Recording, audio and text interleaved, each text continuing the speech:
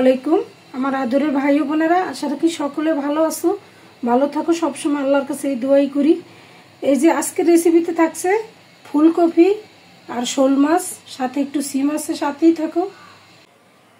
রান্নার জন্য তেল দিয়ে দিলাম, পেঁয়াজ বাটা, আদা রসুন একসাথে পাটা পেস্ট করছি,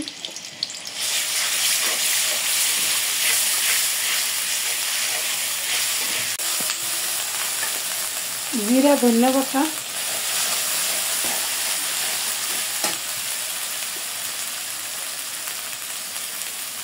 হলুদের গুঁড়া, স্বাদ মতো লবণ, শুকনো মরিচ পেস্ট। মশলাটা একটু কষায় নিতে হবে, একটু জল দিয়ে দেবো, গরম পানি দেবো।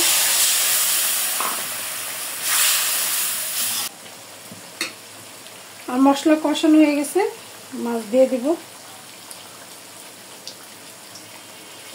মাছটা একটু হালকা কষায় নিব, কষায় উঠে ফেলাম।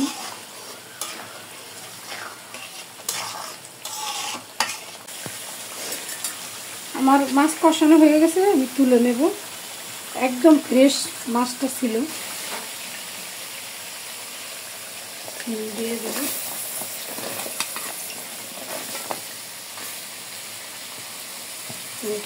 ফুলকপিটা একটু হালকা ভাত দিচ্ছিলাম, তার সাথে ভালোভাবে মিশিয়ে দেব।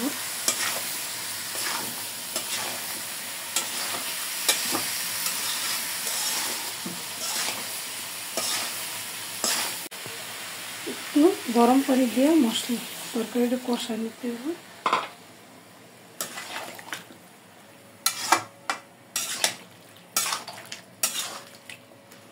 ঢাকনা দিয়ে দেব।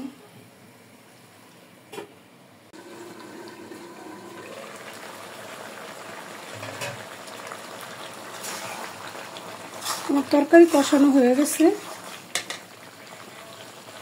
টমেটো, জলের পানি দিয়ে দেব। জলটা ফুটে পরে মাছ দিব।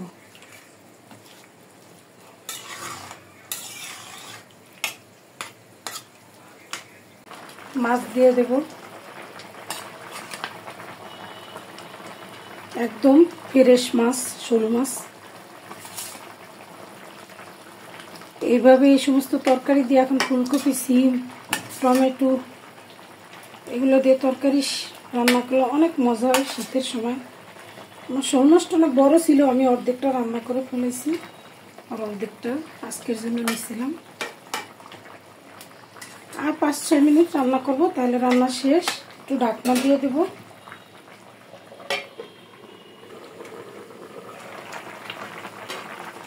এই পর্যায়ে আমি ধনিয়া পাতা দিয়ে দেব। মাশাআল্লাহ, তরকারিটার লুকটা অনেকটাই সুন্দর। আপনারা এইভাবে রান্না করে খাবেন, প্রিয়জনদেরকে খাওয়াবেন। যদি একটুও ভালো লাগে, প্লিজ আমার চ্যানেলটি সাবস্ক্রাইব করে দিন, শেয়ার করে দিন। আপনাদের দোয়া এবং ভালোবাসা আমার অবশ্যই দরকার এবং কাম্য। আমি আজকের জন্য এখানে বিদায় নিয়ে নেব। চেষ্টা করবেন মাছটা একটু ফ্রেশ নেওয়ার জন্য, তাহলেই মজা হবে তরকারিটা। শোল মাছ কিন্তু আবার চাষের হয়ে থাকে। আপনারা যে যেখানে আছেন, আল্লাহ সকলকে ভালো রাখুক। আসসালামু আলাইকুম।